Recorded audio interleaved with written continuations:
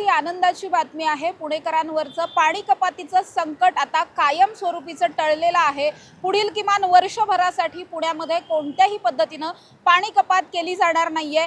तुम्ही जर माझ्या मागे पाहिलं तर ही मुठा नदी आहे आणि नदी दुथडी भरून वाहताना पाहायला मिळते। नदीमध्ये विसर्ग केला जातोय आणि पुणे शहराला पाणी पुरवठा करणाऱ्या खडकवासला धरण साखळीमधली चारही धरणं ही आता काठोकाठ भरलेली आहेत। बाहेरची जी दोन धरणं आहेत ती सुद्धा ऑलमोस्ट भरलेली आहेत। विसर्ग सुरू आहे, पाणी कंटिन्युअसली कमी केलं जात आहे। अन्यथा सगळीच धरणं ही आतापर्यंत 100% भरलेली आहेत असाच आपण म्हणू शकतो। आतापर्यंत जर पाहिलं तर खडकवासला, पानशेत आणि वरसगाव ही तीनही धरणं पूर्ण भरलेली आहेत। पूर्ण क्षमतेनं म्हणजे आपण ज्याला 100% म्हणतो त्या पद्धतीनं भरलेली आहेत। तर टेमघर धरण जे आहे ते 98% भरलंय, पवना धरण 97% भरलेलं आहे, तर मुळशी धरण हे 90% भरलेलं आहे। मुळशी धरण हे कमी क्षमतेचं धरण आहे, त्यामुळे या तीनही धरणांमधून कंटिन्युअसली विसर्ग केला जातोय। पुढे जो काही पाऊस पडेल त्या पावसासाठी धरणात पाणी साठवण्यासाठी जागा असायला हवी, धरण ओव्हरफ्लो व्हायला नको म्हणून कंटिन्युअसली विसर्ग चालू आहे। अन्यथा ही सगळीच धरणं केव्हाच आपण म्हणू शकतो की 100% भरलेली आहेत। आताही तुम्ही पाहिलं तर एकंदरीत सगळ्या धरण साखळीमध्ये मिळून 29.01% TMC पाणीसाठा आहे। म्हणजेच पुणे शहराला जो काही पाणीसाठ्याची क्षमता आहे त्यापैकी 99.54% हा पाणीसाठा आहे। म्हणजेच काय तर 100% जेवढा आपल्याकडे पाणी साठवण्याची क्षमता आहे ती क्षमता पूर्ण झालेली आहे।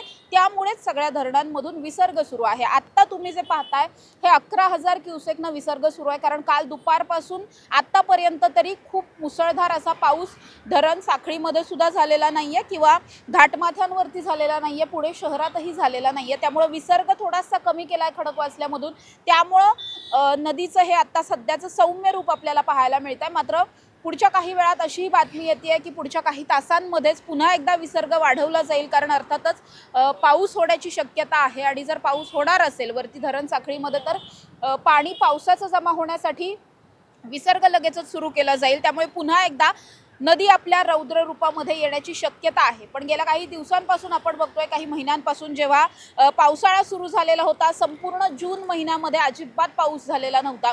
त्यामुळे जूनच्या सुरुवातीपासूनच 15 जूनपासून पाणी कपात सुरू झालेली होती।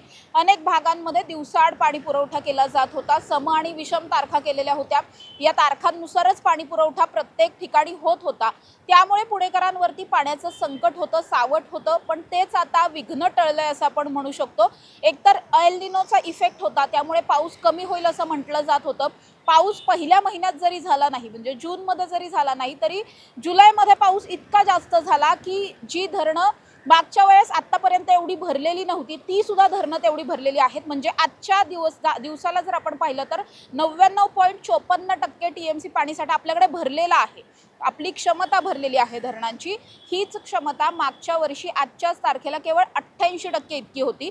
म्हणजेच काय तर कमी दिवसांमध्ये खूप जास्त पाऊस झालेला आहे आणि त्यामुळेच पुणेकरांवरचं पाणी कपातीचं संकट टळलेलं आहे। वर्षभरासाठी तरी आता कुठल्याही स्वरूपामध्ये पाणी कपात केली जाणार नाहीये। मात्र दुसरीकडे ही सगळी धरणं भरल्यामुळे धरणांच्या किंवा नदी काठांवरती राहणारे जे लोक आहेत, अनेकांच्या गाड्या पार्किंग केलेल्या असतात, अनेकांची वाहनं बांधलेली असतात, जनावरं बांधलेली असतात, अनेकांची जनावरं बांधलेली असतात। या सगळ्या लोकांना कुठेतरी सतर्कतेचा इशारा हा कंटिन्युअसली दिला जातोय। आपल्या गाड्या काढून घ्याव्यात, जनावरं काढून घ्यावीत। त्याचबरोबर नदी काठांवरती कुणी राहणारे असतील तर त्यांनी कुठेतरी स्थलांतर करावं, कायमस्वरूपीचं नाही पण काही दिवसांपुरतं, जोपर्यंत विसर्ग केला जातोय त्या काळामध्ये तरी त्यांनी कुठेतरी दुसरीकडे शिफ्ट व्हावं आणि कुठल्याही पद्धतीनं रिस्क घेऊ नये, पाण्याच्या जवळ जाऊ नये असं आवाहन हे प्रशासनाकडून कंटिन्युअसली केलं जात आहे। रिस्की जे स्पॉट आहेत त्या स्पॉटवरती पथकं तैनात आहेत। आपत्कालीन परिस्थितीमध्ये काम करणारी पथकं असतील, महानगरपालिकेचं प्रशासन असेल, स्थानिक क्षेत्रीय कार्यालय असतील, त्यांचे कर्मचारी असतील, हे ठिकठिकाणी उभे आहेत।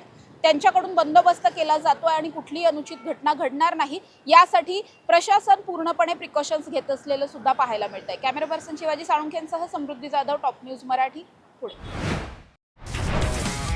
तुमची car, electric panel, data server आगीपासून सुरक्षित आहे का? नाही? मग आजच बसवा F protect temperature activated fire suppression device. यामध्ये आहे eco friendly non toxic pressurised liquid, जे आग लागल्यास क्षणार्धात ॲक्टिवेट होऊन आगीवरती मिळवते नियंत्रण। बसवण्यास अतिशय सोपे आणि सुटसुटीत टेकालिपचे एक दर्जेदार उत्पादन एफ प्रोटेक्ट